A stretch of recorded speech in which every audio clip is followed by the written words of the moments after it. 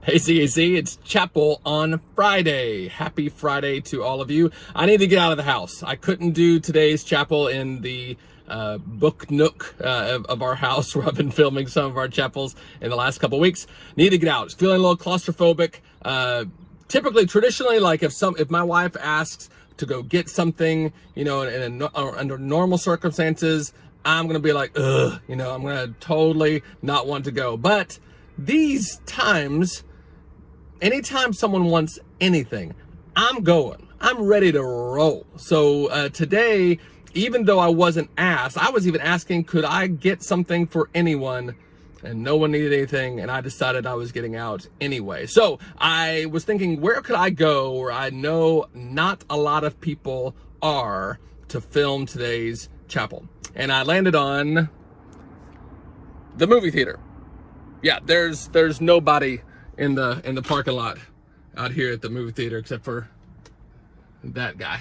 Anyway, no one's here at the movie theaters, and today is Film on Friday, so I thought this was a good opportunity to kind of talk about movies and in our chapel talk today in a parking lot where I knew no one would be, the movie theaters. As a dad, I'm trying to make good choices. One of the good choices I feel like I need to make as a dad is making sure that I teach my children the fundamentals of good movies. Right, and I need to take them through the tutorial of good movies. We are working our way through right now the Harry Potter books. We're reading a book, we're watching the movie, reading a book, watching the movie. We're also at the same time going through the Star Wars series. We started at episode 1 and have done the first trilogy, the second original trilogy, and are finishing up now the third trilogy with those. And there are a lot of similarities if you've watched these movies. I understand not everyone maybe is into these, so let me just give you kind of a brief little overview so to catch you up. These two movies have some similarities in them. Both of them have kind of the main character, whether it's Luke Skywalker or Rey in the new series of Star Wars, and Harry Potter that is an orphan, right? That they're not sure kind of who their parents were. They struggle with that internally, not knowing kind of who they were set out to be by their family. They kind of go on a quest or a journey of some kind. They've found some new abilities inside themselves that they didn't know that they had. And there's a conflict, right? There's somebody standing in the way of them completing what they're going to do. And that's really true of like all good stories. I read a book that talked about just narratives and why people love stories so much. And Donald Miller says that that every real good adventure story is going to have that hero, that focal person in the story who is maybe doubting themselves a little bit, not really sure of their abilities, and they're going to be put on a quest. They're going to go on this journey where they're going to have to complete something. And along that quest, they're going to need a guide. For Luke Skywalker, that's Obi-Wan Kenobi, or later on, that's Yoda for Luke. Rey is actually going to have Luke Skywalker as being one of her guides along her journey. Harry Potter has Dumbledore as kind of his main guide, right? If you did Lord of the Rings, Frodo has Gandalf. You have a guide along your journey that helps the hero kind of realize who they really are, or their full potential. And of course, there's a conflict. There's often a villain, right, who is standing in the way of the hero fulfilling their purpose or finishing their quest. Those are good stories. These are put in whatever kind of story you want, and that's going to be usually part of that formula: hero, quest, guide, villain, or conflict. And that's true for us too. I think that we set ourselves up as being kind of our own hero of our story. And a lot of us are finding, especially growing up, right? You're finding out that you have these abilities, these things that you're able to do. And you kind of are on a quest of life to complete a certain purpose. And you're choosing for yourself the guides with which you're going to listen to, take advice from, and kind of pattern your life out of. And at some point, you're going to be running into some conflict where there's going to be something or someone. There's evil in the world that wants you to not realize your true purpose, right? Who you are, to use those abilities to complete your journey.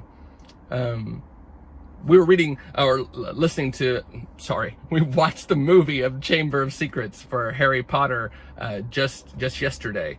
And so we finished the book, we're watching the movie, and man, such a great story, Harry Potter. And I don't want to ruin it for anybody. I did provide a clip for you to kind of watch one of the ending scenes. Spoiler alert, and you should know this, Harry Potter survives the second book. That's why there's a third book and a fourth book and a fifth and sixth and seventh book. So it shouldn't really spoil it too much. He lives through it, right? He gets through. But at the end of the book, just like in most of the books, Harry has kind of a heart-to-heart with Dumbledore, the headmaster of Hogwarts.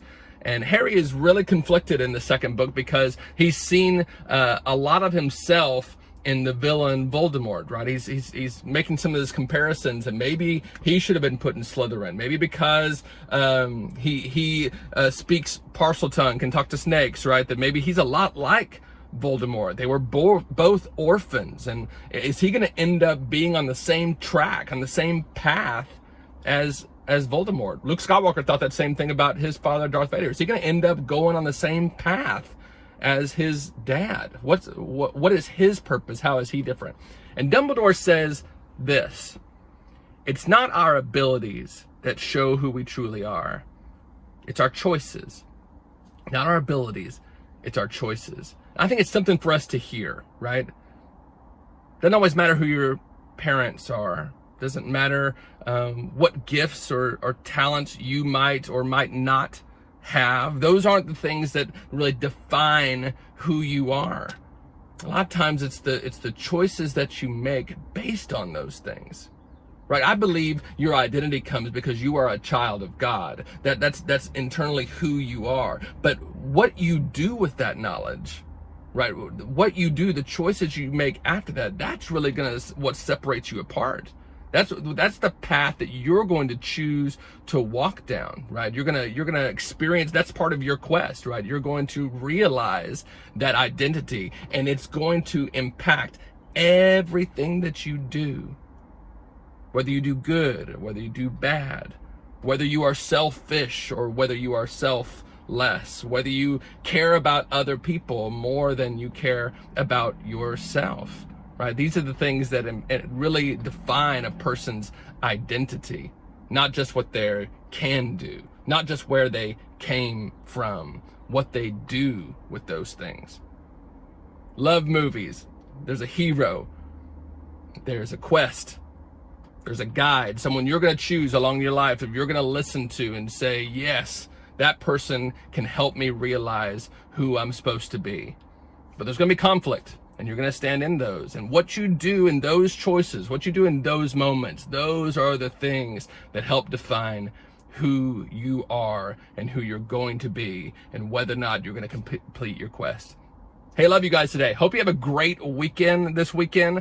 We'll see you back next week. And listen to this. Next week on Monday, we have a special treat at Chapel. Lights Up is doing a special virtual performance. So please tune in on Monday. We'll be here at 11:30 and we want to see you at Chapel with Lights Up.